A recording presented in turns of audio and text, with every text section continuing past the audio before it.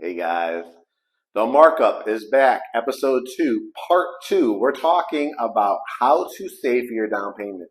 How can you get money for your down payment? In episode 1, we talked about high yield savings accounts and CDs.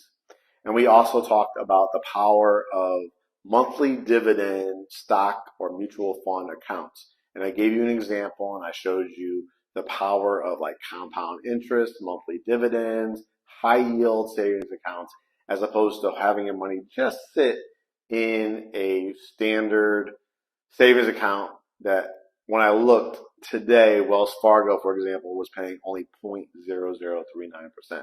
So there are ways to stack your money and have your money make money for you. In these next examples, we're going to be talking about 3 other ways to get money for your down payment. We're going to talk about the 401k, which is typically something that you could do as a self-employed person, but mostly it's a company or employer matches where the power is. DP assistance, what does that stand for? Down payment assistance. That's when you could qualify for certain programs to get a substantial grant or a forgivable down payment assistance fund to support helping you get that home. And then finally, the gifting of funds. Now, there's going to be a lot of rules for that, and we're going to, get into it. So let's just jump into, for anybody new out there, you probably have heard of 401k, 403b, but what people don't really understand a lot of times is there are mechanisms in the tax code and also for employer-sponsored funds that allow you to tap into that money to purchase your first home. So a 401k is a great tool. It's something I learned about right out of college. I worked for a corporation, and it was an unbelievable program because up to, I think it was the first 6% that you earned. So say you earn $30,000 a year, $40,000 a year, $100,000 a year. You'd multiply that by 0.06. So let's just go off of $100,000. If a company matches up to the first 6%, that's $6,000. And in my company, they matched 100% up into the first 6%. And then I think it was like 50 cents on the dollar after that up to another point. So that basically meant that if I, as the employee, contributed that 6% and that $6,000, they were also going to give me $6,000, a dollar for dollar match up to that 6%. So right there, if I just did that or you just did that off of a $100,000 salary, that's basically $12,000 that you have saved and tapped into. Half of that, if it's $50,000 a year, you take your own employer contribution and figure it out. But I highly recommend it for 2 reasons. There's tax savings for you, right, when you contribute to a 401k plan. And also it helps to just give you that without thinking about it, right? You just sign up for it. It's already taken out at your paycheck, so you don't see it really. You're just monitoring it wherever it's being invested, if it's with Fidelity or Vanguard or any of the big, brokerage firms that handle 401k. So first and foremost, if you're not contributing to your 401k, definitely find out from your employer if they do and what their company matches. And I would at least do it up to the match because it is free money, whether they're giving you 50 cents on the dollar, 25 cents on the dollar, or dollar for dollar. It's an automatic savings tool that will really help you, not just for your retirement, but for also purchasing your first home.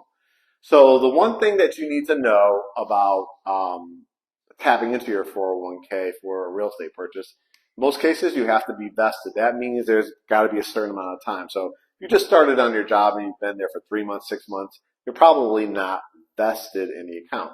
For me, it was you had to be with the company for at least a year. Some companies might be 2 years. So there's an incentive to stay with the company and continuing your employment with them. So you have to find out, number one, if you're invested. Another big thing, and I'm not a financial advisor. I'm just talking about real life examples. So you always want to talk to your own CPA or accountant. In a lot of cases, when you take out money before 59 and a half, which is the age when you can start taking it out for a 401k, there's typically a penalty, right? It's looked at as income, and there's a lot of times up to a 10% penalty. But a lot of 401k plans, a lot of employers and the IRS will waive that 10% penalty when it's to buy a home. This is huge. That means that, if you had saved up 15,000, 10,000 in your 401k, 20,000, 25,000, 30,000, you might want to tap into 10,000 of that for your down payment, or 15,000. Usually you can do about up to 10,000 or half of your investment. Another thing that some 401k plans offer is what's called a 401k loan. The disadvantage of that is that, the money that it could be earning in the stock market, because these funds in the 401k are typically invested. The younger you are, they're more aggressive with stocks and more riskier investments. As you get older, you start moving into more safer mutual funds, and then towards the end of your retirement, more into safer fixed assets or bonds. So there's the advantage of, okay, I'm taking that money out. That's the disadvantage. So I'm not able to, do that compound interest on it. However, typically, when you're taking out a 401k, it's your own money that's been invested. So you're paying yourself back, and it's usually at a low interest rate. From personal experience, from our household, when 401k loans have been taken, they've been as low as only like 1% interest rate. And when you're paying that 1% interest rate, you're paying yourself back. It's not like the bank is making money off of you, or that 401k plan is making money off of you. You're paying yourself back that 1% interest rate. Typically has to be paid back in about a 5-year period. So the disadvantage is, like, it would basically be another monthly bill that you'd have to do. However, you have to look at it as, you're not just taking this money. It would not be a good use of money to take out money to renovate a house, or to buy that Mercedes, or take that European vacation. What's the advantage of taking a 401k loan or taking that 10% without penalty is you're taking it from one investment into another investment. Real estate is an investment, right?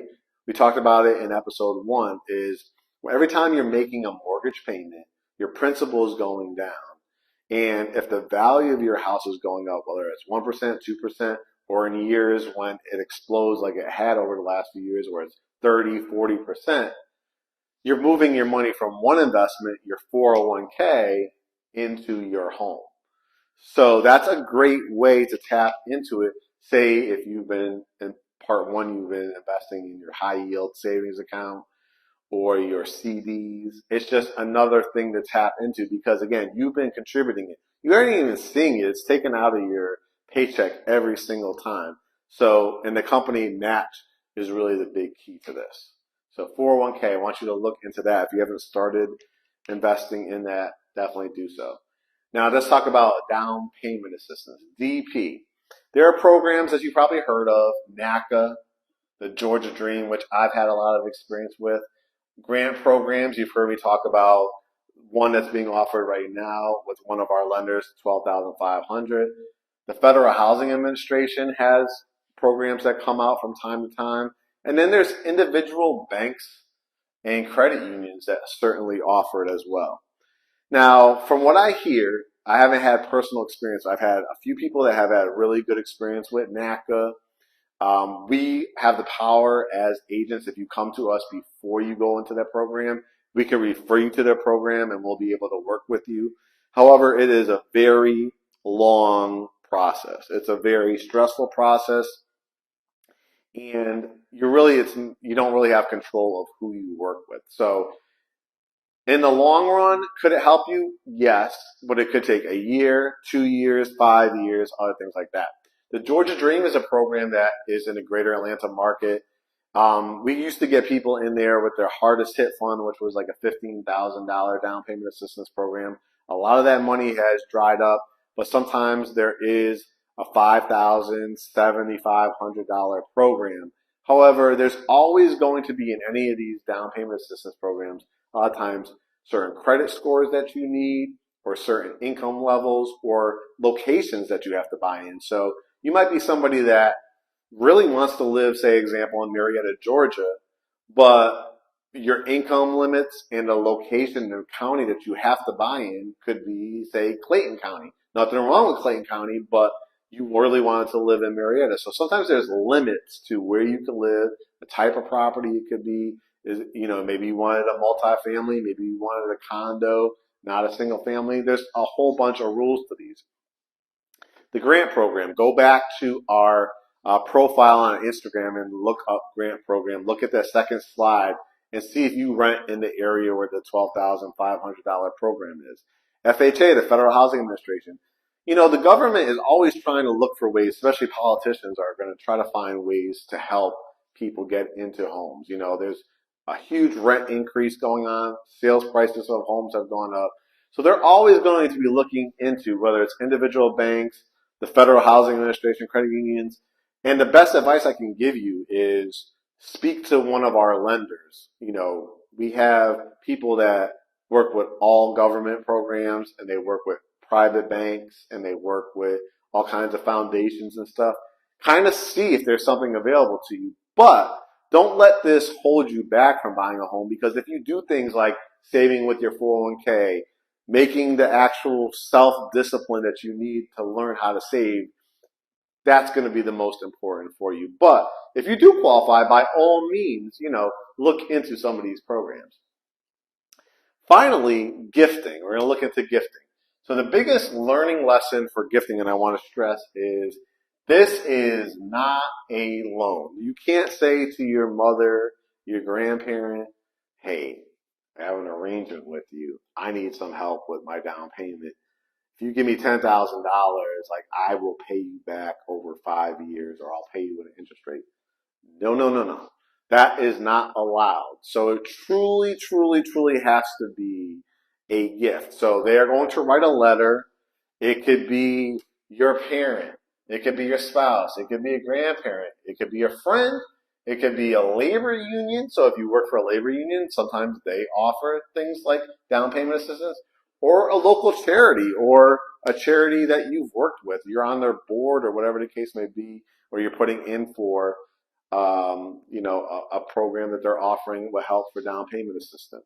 Now you got to understand that FHA, the Federal Housing Administration, and conventional, there's different accepted gifters. So some of them may accept it from a spouse. Some, it can only be a blood relative, or an adopted child, or adopted parent, anything like that. So you have to find out from the lender what is acceptable. In most cases, I would say 99% of cases, it cannot be given by an interested party in the transaction.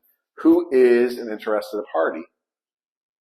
Your agent, or your lender, or the closing attorney that is closing on your loan. So it really truly has to be somebody typically that is a brother, a mother, a grandparent. It could be a friend. It could be a labor union. It could be a charity. But it can't be an interested party in that transaction.